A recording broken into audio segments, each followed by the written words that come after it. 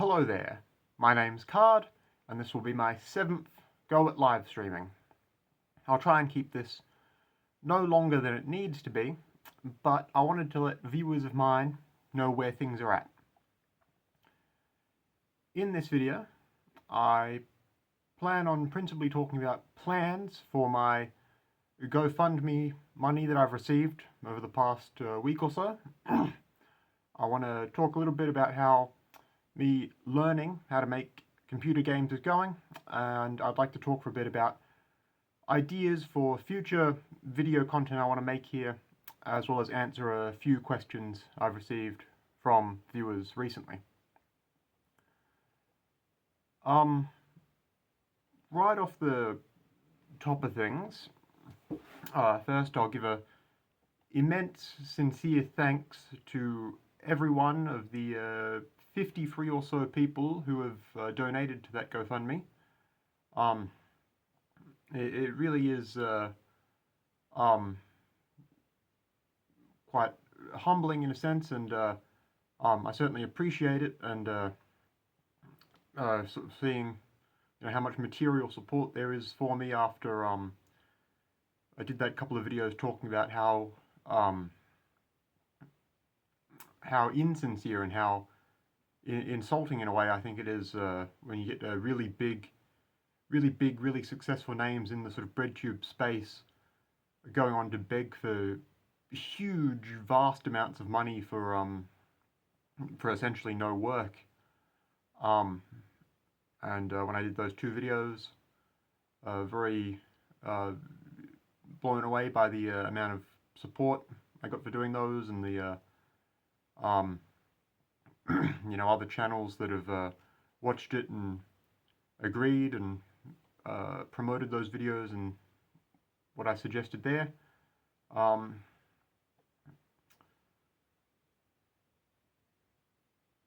I saw a handful of other reaction streamer types saw it as soon as it came out and were very supportive.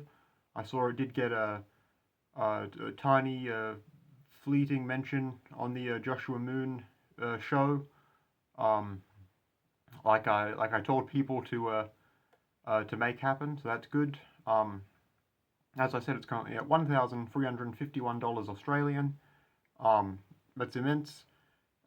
Everything I said in the text on that GoFundMe page is real, and I would like to relocate myself at some point. I'll look toward making that happen, probably later on in the year, towards the end of the year, after I'm finished with my current essentially my current contract period of what I'm doing in my job currently. I've been saving up myself for a while to fund a relocation to somewhere better, but usually with my how much I get paid fortnightly, I budget within that amount, and I say, this is how much I can spend, on various home repairs type stuff. This is, food budget, and then I put aside a certain amount out of that each fortnight. But the great thing about a GoFundMe like this is that $1,351 is all coming in entirely from outside of my regular pay, so I can put the entirety of that into my savings that I'm saving up to relocate. So I'll do that hopefully maybe 3rd or 4th quarter this year. I think I should be on track to save up enough to fund what I need to do for that, with find a new place that requires a bit of upfront costs, and then there's some expenses with settling in, and then just sort of making sure things are stable, making sure you've got enough sort of excess put aside to make sure things are stable as you adjust and get ready. But I feel like I'll be in a much better position financially and materially afterwards, and if I can line up good work doing something, whether it's in the current exact field I'm in or a related field, or just you know, if I see something else that I'm qualified and capable of doing, I could take that and do that for a little bit somewhere. That's pretty good. So again, immensely thankful for the amount of support I've received there, and I hope to not waste it as some lefty YouTubers would. So that's the main thing to address with that.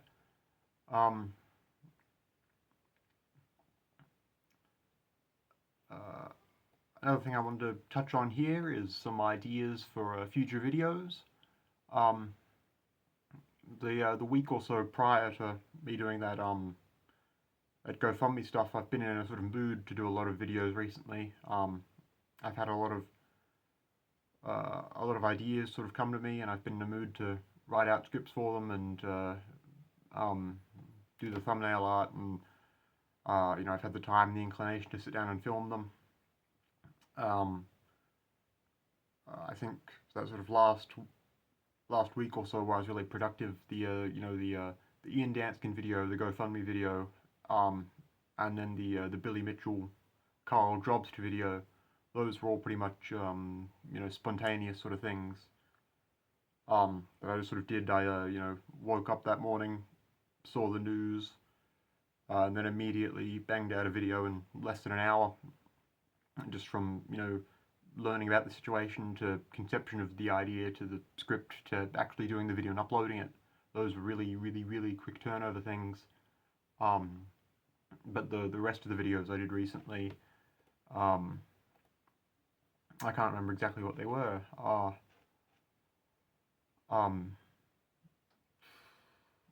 No, it escapes me at the moment, but I know I did like, I think 3 or 4, maybe 5, that I just did in like a day or two, because I guess the mood struck me to make those.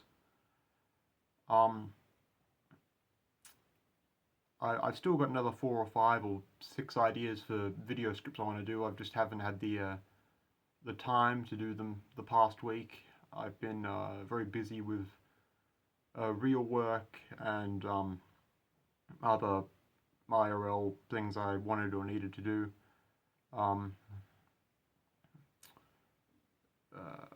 So I haven't been able to do those as quickly as I otherwise would have wanted to do, but I've got I've got another handful of videos I want to make in the near future. Maybe even those will all come out before the end of May, and then I'll intersperse those with Dog Whistles 101s that I've already got, you know, assets, the thumbnail asset and all that done up for. You know, writing one of those, more or less, usually just plugging some basic details into a script template, so I can do those pretty quickly. I'll probably do up another like 5 or 6 of those and just film them all in one batch, and then just intersperse them in between actual videos. That's usually how I do it. I probably won't. I won't talk here specifically about what ideas for future videos I have, but because they'll come out soon enough anyway. But my plan concerning YouTube things, specifically for the next I don't know, let's say 2 months. I've got a general sort of plan sort of mapped out in my head of where I want to go, and I'll also put an asterisk here and say I'm still working on a bunch of other projects and a website thing and making games in the background. I just won't reveal those until they're ready. But video-wise, I want to do, you know, those 5 or 6 regular sort of video essay type videos interspersed with Dog Whistles 101s. Then I've got, I think, another a dozen or so Dog Whistles videos that I've just already done up all the things for, that I'll just have come out like one a day for a couple weeks or so, that I'll basically just use as filler. Then once I've got all that out of the way, the next sort of main thing I want to do is the image board literature series that I already did that sort of one sort of backdoor pilot episode type thing with cephalopology. I've got 8 image board made or image board centric books I want to do videos like that for, and then after that I don't have big plans video wise, but I have come up with an idea for a series it'll be a new series, but it'll be very familiar. I won't get too into details, but I wanted to do a short form series, very like Dog Whistles 101, but I wanted to, rather than take a tone of, here's 3 to 5 minutes to explain what this image board or like 4chan, 8chan, WizChan meme is, here's what it means and why it's bad. I had an idea. I might do like a limited run of just as a proof of concept to test the idea.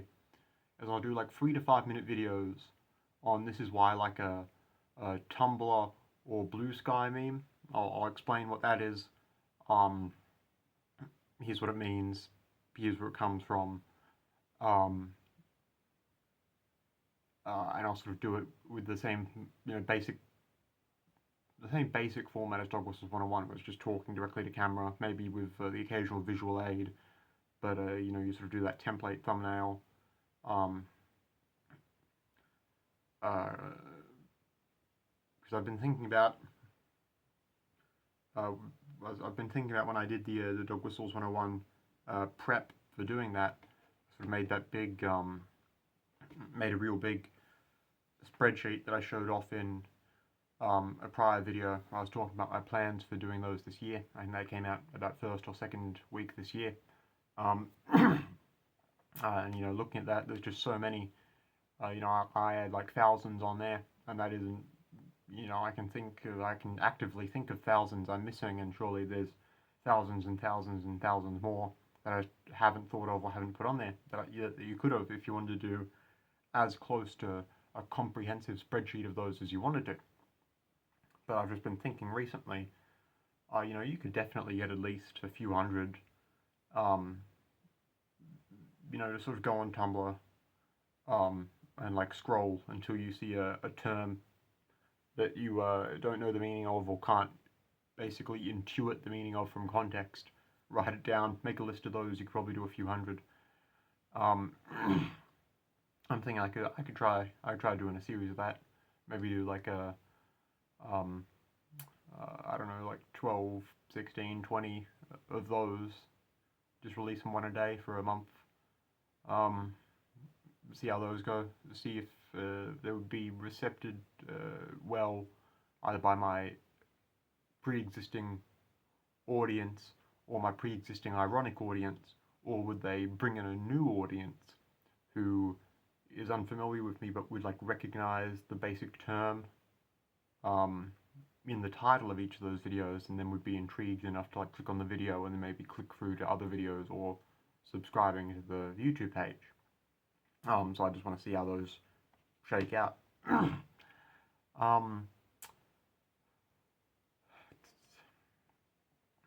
Another thing I said I wanted to talk about today, how learning how to make computer games is going, which someone else has asked me here, specifically when I put the call out for questions for the next live stream.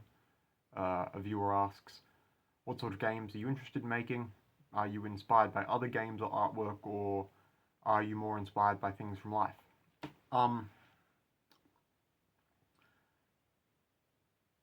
The reason I wanted to learn how to make computer games is because prior to even trying to learn any of the technical stuff,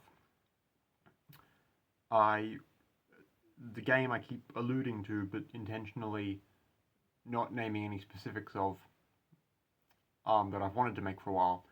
I wanted to make that because I realized I had a really good thematically cohesive idea that I already had a vision for how to do the visuals of, that I think serves a gameplay niche that hasn't been around since like the DOS era, that no one has done another one of, and no one has even iterated upon in the ways you would think would be possible given technological advancements since then. But there was a I won't go any further, but I will say there was a very old '90s computer game that I was a big fan of as a very young child, even though I was probably not very good at it. That that gameplay genre hasn't been done since, even though you'd think it would be possible. And if no one else is going to do it, I'll do it. If only because I want to see it come back, and I've got an idea about how to do it. Except it'll be in order to realize it, I need to slowly and hopefully surely build up a technical capacity to do it.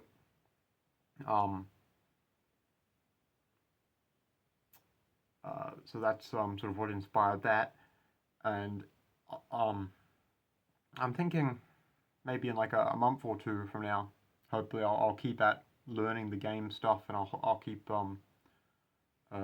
progressing at that and increasing my understanding of game making stuff. But I'm thinking either I'll do a live stream. I'll either do a live stream coinciding with some sort of downloadable reveal of what I've been working on, in which I'll talk through my process and talk through how I got here and sort of give commentary on what I've made, or around the same hypothetical time I'll make like a properly edited video called something like I spent 200 days learning how to make games every day, here's my progress, and I'll make a edited video that serves as commentary for some sort of downloadable reveals. And the things I've been working on there, just sort of practicing technical skills, which I've sort of talked more about, I think, in the last live stream or the live stream prior to that. I haven't been the things I've been making just as like practice and learning technical skills. I have had inspiration of a sort in sort of what inspires the vague look of it all, but I haven't been focusing on them as like properly artistic products meant to be consumed by like a receptive audience. So, for example, there's a vague thematic reasoning for the way it looks in my head, but I haven't done fancy art. All the moving parts are just basic 2D colored shapes that are currently colored and shaped for just like visual readability, and as like one step above being placeholders, and the sort of the menus, the buttons and the text on the side of the screen. The buttons that need to be there, like a menu, start, restart, time, exit, and like the text in the buttons. It's just made to be, here is a square, or here's a rectangle you can click on with some easily readable text. I haven't put any effort into making the menus or sort of the frame of the screen look nice or anything. It's purely functional at the moment. I'm sort of being vague and unspecific there, just because I'll talk about what stuff looks like when I get to it, but I haven't got to a point where I need to lean heavily on what actually artistically inspires these sorts of things yet. It's all very technical at the moment. Someone else. That's about, I think, all for the games making stuff that I wanted to talk about today. Just vaguely how it's going. Addressing that question about inspiration and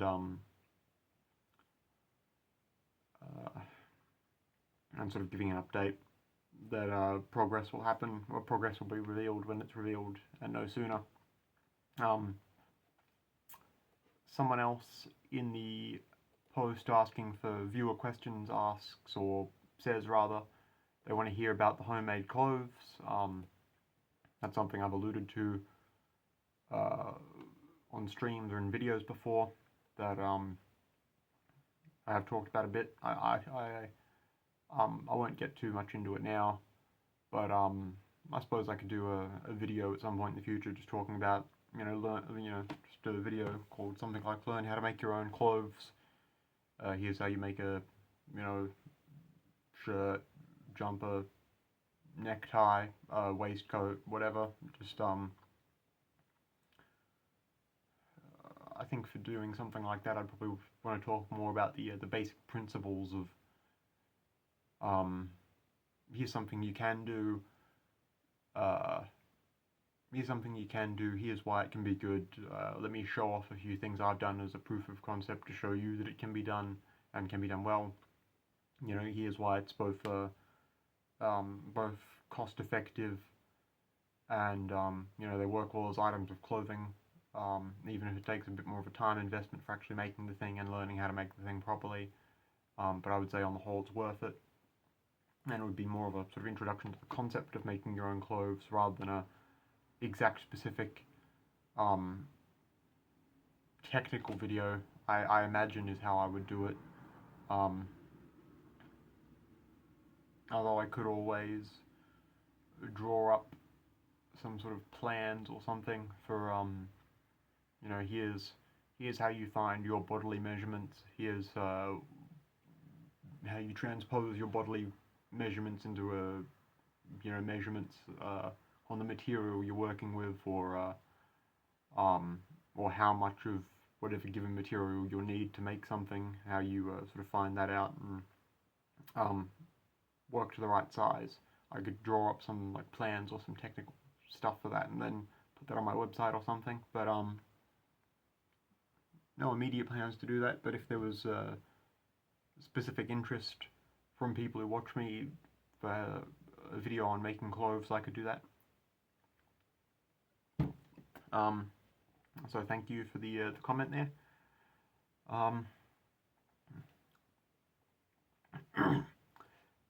Someone else. One last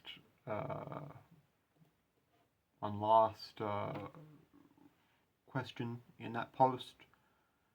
A viewer asks, what's your favourite Aussie meme, like Big Lead Show, Howzos, etc.?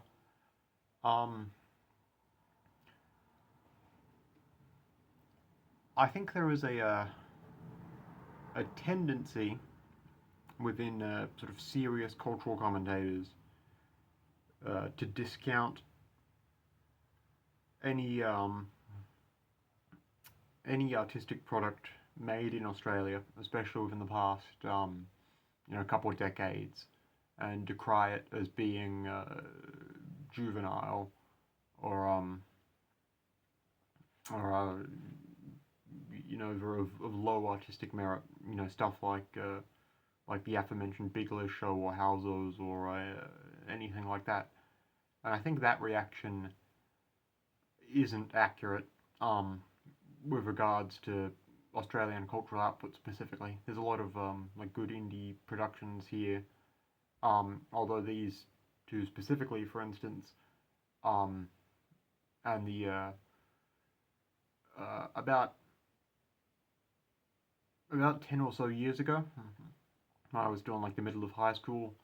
There was, everyone around my age was sort of keenly aware of these sorts of ostensibly adult aimed like animated series or a comedy series, and I never thought too much of them. Then I never thought too much of the mimetic, culture or a sense of humor about them. Never thought too much of it then. Don't think of it too much of it now. Not specifically for sort of reasons that I would, try and argue any sort of great cultural critique just because I don't like them, so I don't engage with those things. I don't watch them. I don't seek them out. I don't think about them ever.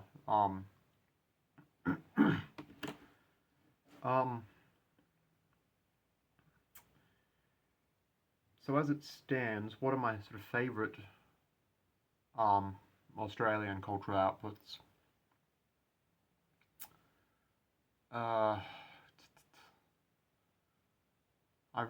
This is a question that really does warrant more time to properly think about it. As I mentioned, there are a lot of decent, like, small indie productions, both stuff that the sort of three tiers of indie production, stuff you would have heard about if you are basically anywhere in the Western world, but keep abreast of like indie film developments. Then there's like second tier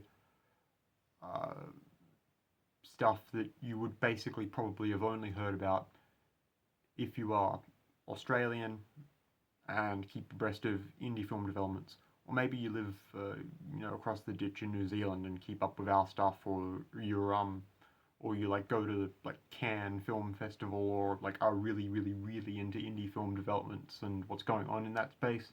Then you might have heard of that stuff. Then there is a third tier, as I would describe it, of like Australian indie film, indie short film projects and stuff like that you will not have heard of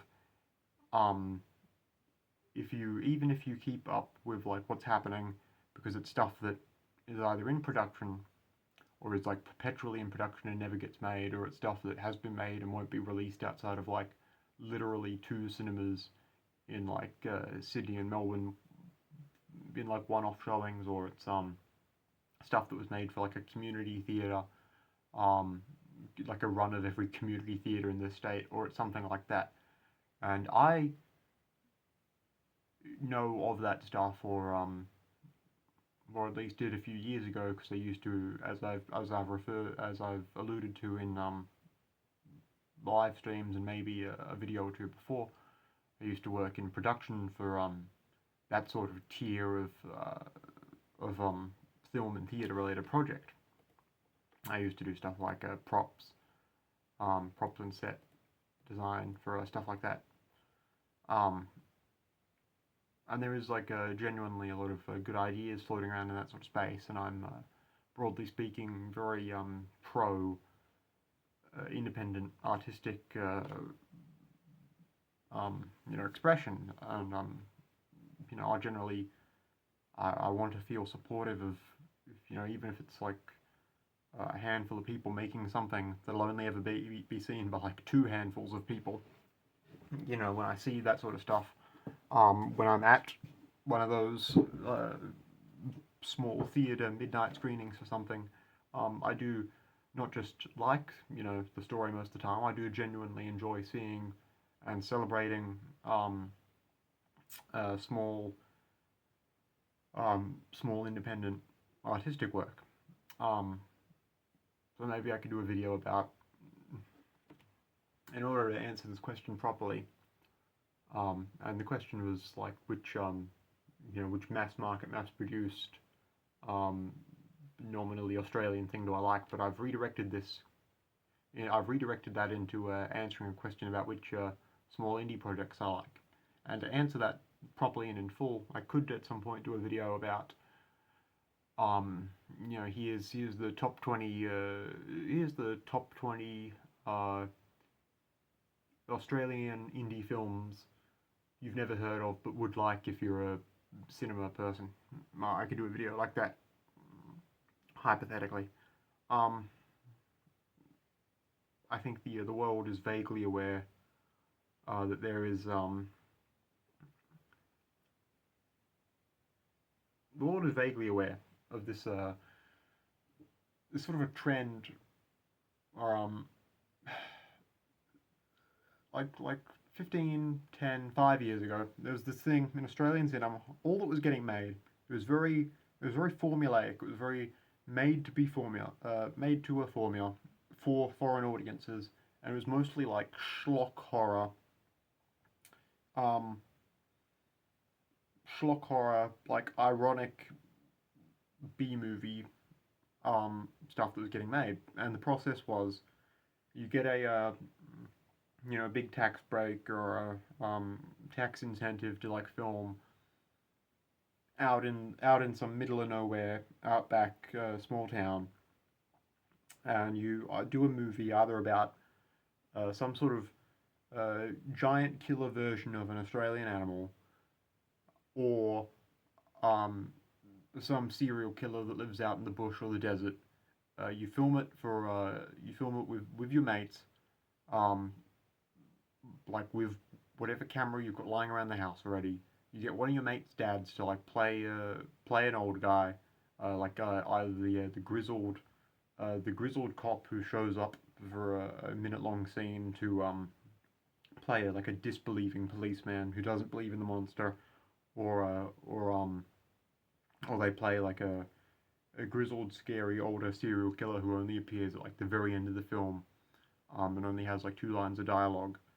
Um, and then you film the entire thing. You film the entire 90 minutes by just like running around in a dark field at night with your camera. Um, Maybe throw in like a couple cheap jump scares. You film that in like literally a week. Um, you've already broke even with your tax incentive. You had a fun week, run around with friends, and then you sell that for like $400 to some American schlock horror distributor who will slap it in a cheap DVD case and put it on uh, bargain bin store shelves, um, and maybe host it on their proprietary um, streaming site. That it was literally by the numbers. That was a very large amount of the output of Australian film a while ago. That wasn't all we were doing, uh, but that was definitely a trend in Australian film. Um, a trend that I'm glad has stopped for one reason or another. I don't know if they plugged up whatever tax incentive loophole was being used to tacitly fund all those, or maybe the market was just so oversaturated um, that people stopped buying them, or they stopped being such an audience for it. But that happened for a while. Then, speaking leaning a little bit on my experience from being in the filmmaking space myself for a while on the technical side of things, I can say that after that period, there are a lot of people who considered themselves like serious indie filmmakers, or had aspirations of being serious indie filmmakers, or who had made one of them schlocky, cheapo horror movies themselves, and now had aspirations to do something serious. There was something of a cultural backlash for a couple of years, um, in response to that preceding, half a decade of cheapo, cheapo schlock horror. And that cultural backlash means that there was like a handful of Australian indie films that were relatively high budget, high production value, high effort, that tried to do that same premise of like outback or rural schlock horror, but on like a higher conceptual level. Um, there was a couple horror movies from that period that sort of tried to do more ostensibly psychological take on the basic premise, or who try to do like the basic creature feature concept, but at like a higher production level. I'm not a huge fan of those necessarily, although I can appreciate the work and the intent that goes into them.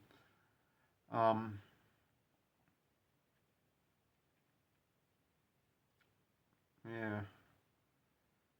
I should do a video or two in full talking about Australian cinematic output. I could organise, surely I could organise 10 to 20 minutes of coherent thoughts on the matter.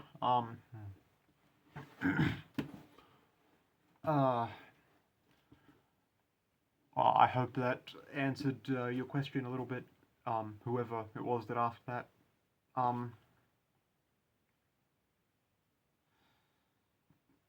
I think I'll sort of wrap. The main thing I did this live stream for was to mention that the GoFundMe is currently at the $1,351 Australian. Mention my immense, register my immense sincere thanks for that, hopefully, and surely anyone who follows me closely enough to know about it and would care would watch this live stream, even though the live streams are definitely the thing I do with the least viewership, but that's all right. Hopefully they see this and know that I am thankful for it. That's the main thing I did this live stream for, even though I didn't particularly want to stream.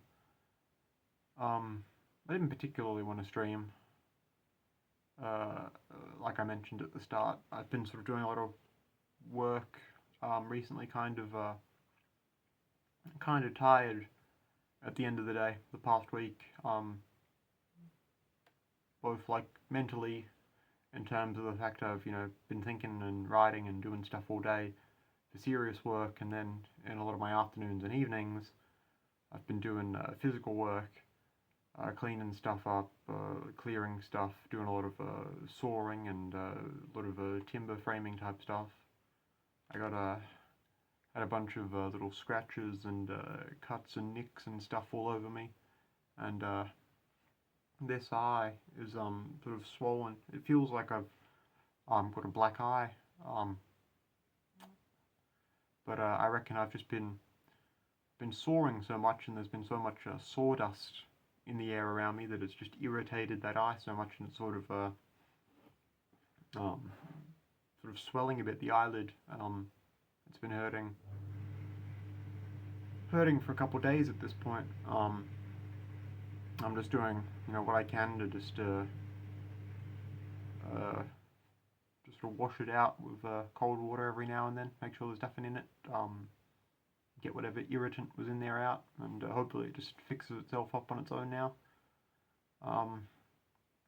But I decided I would stream at the end of today anyway, just get it done, especially since I wanted to do the thanks for the GoFundMe.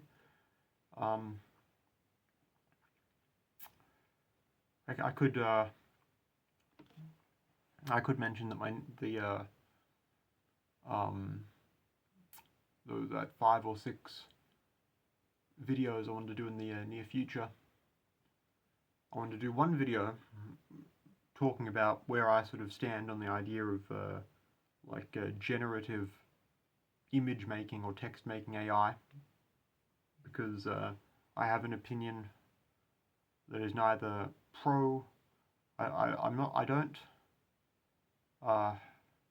My opinion is one I've had for a while now, and one that I've wanted to get down and articulate for anyone who'll listen. It's not strictly pro AI, and it's not anti AI, and I'm totally disinterested in the metaphysics or the meta ethics of whether or not AI is actual art, or if it's indistinguishable from art, or any of that stuff. I just want to talk about my my two main sort of criticisms of it are, which I'll talk about in full. My two main concerns are, one, the energy need for it. When you look at the stats on how much like fresh water it uses, that is my like sole concern. I would say on the whole, you can make, theoretically you can make something with like a AI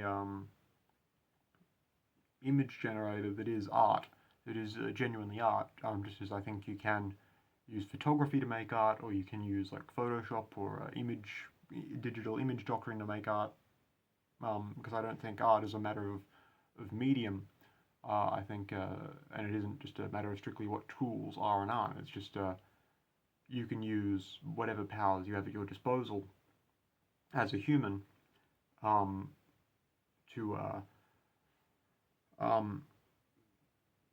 make an image or make a thing that is representative of, or a depiction of some idea or some concept or some belief. You can do that in just about any medium. So you can definitely use AI to make an image that you want that image to exist, and use it to express an idea. So I would say yes, you can definitely make art. The main concern of mine there is just simply don't use it because one, the immense environmental need. I don't necessarily believe in saying all consumption is inherently bad, but I'll articulate and elaborate on this fully when I do a video. But I do think it helps to be sort of conscious of and cognizant of your what energy you use, what waste you make, and try to make some effort to minimize that. And I think the immense amounts of energy and resources that are wasted from people just like messing with AI so casually, or when you see trends like the Studio Ghibli thing, when you get maybe billions of images made that have no that don't need to be made. When you see that sort of waste, I think that's a big concern. Another sort of thrust I would sort of tie into that, thrust to my argument, is that yes, an AI-made image can be art, but I think most of the people who are currently using it aren't using it to make art in a sort of meaningful sense. And this isn't something you can easily sort of quantify or try to curb politically or materially, but people if people wanted to use AI to make art, that'd be one thing, but it's just people just making trash and garbage and making images to facilitate scams and all sorts of nonsense. It's just trash. It's just slop.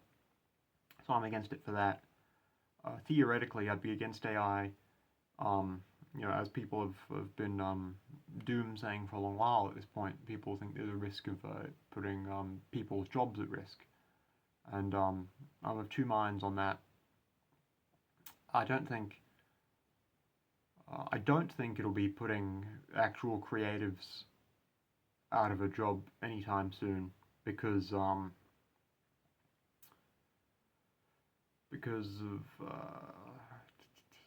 for one thing, creative people will create regardless, and two, I don't think the power of AI to make digital images quickly and easily for the user, I don't think that actually is comparable to what the sort of skills that you would need to make art, even making art digitally in a comparable style to what AI can make. More to the point, I don't think AI is necessarily all that good and at a lot of things you could call art, a lot of things that a lot of the skill sets you would need just on a purely technical level to make art. So I don't think it threatens that.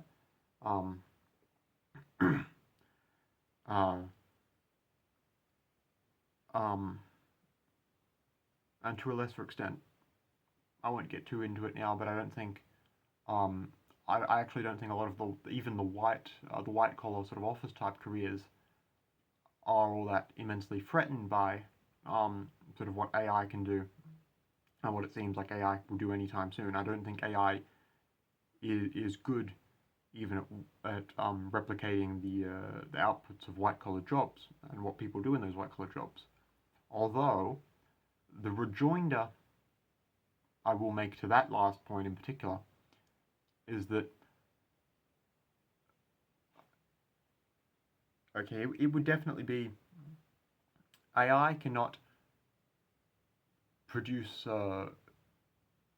technical work in the sort of white collar professional space as good as any person, yes, but the people in upper management that would be making, C-suite corporate level decisions on whether or not to replace people so often don't care about quality. They would just care about, cost. So my rejoinder to that is, yes, you would think AI wouldn't replace a lot of jobs on quality grounds, but quality is not what determines the direction so many jobs, so many companies going. Just look at a lot of other decisions that have happened over the past decade, in particular in the tech space, and just even with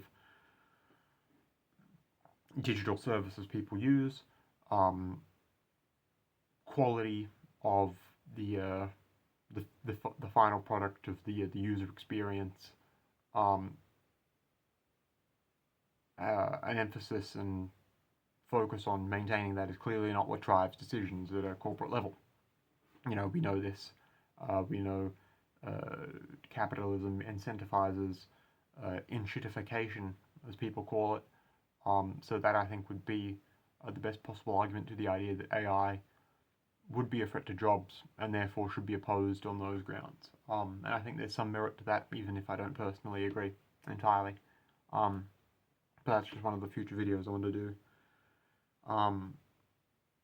I've been considering doing a video on Israel-Palestine and exactly what my thoughts on that are. And I'd frame it basically just as like debate me bait, because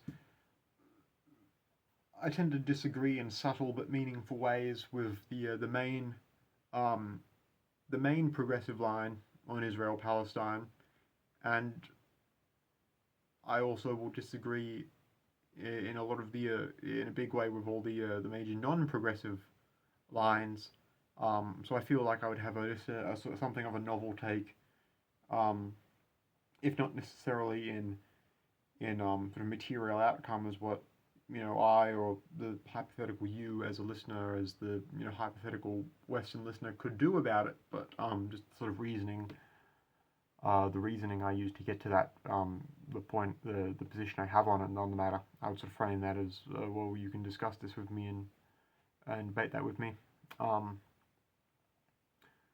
have a couple ideas for like non-serious, non-political videos on some topics I want to do.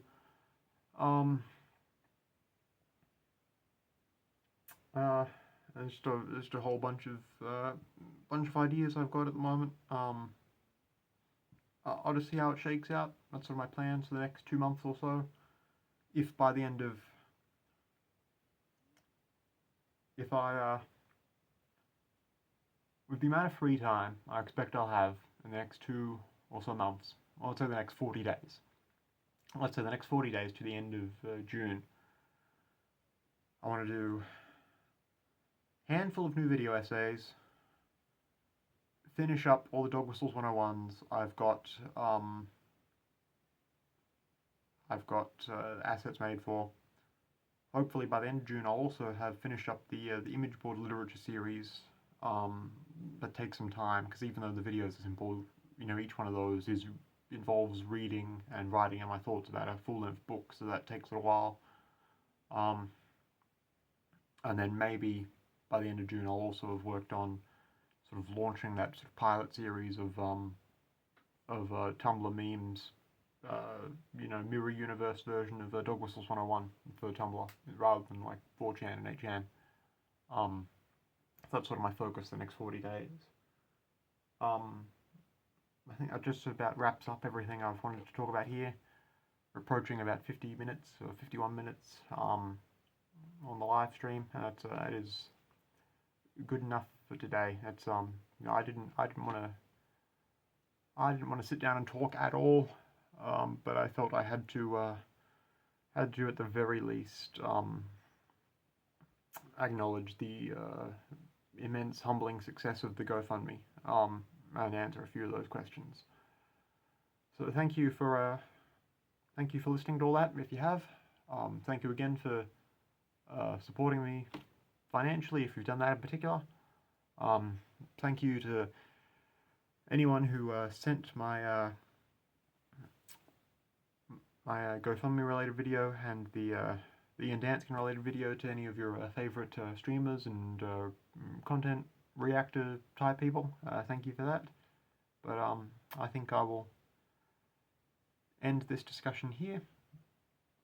So until next time, stay safe and take care of yourselves.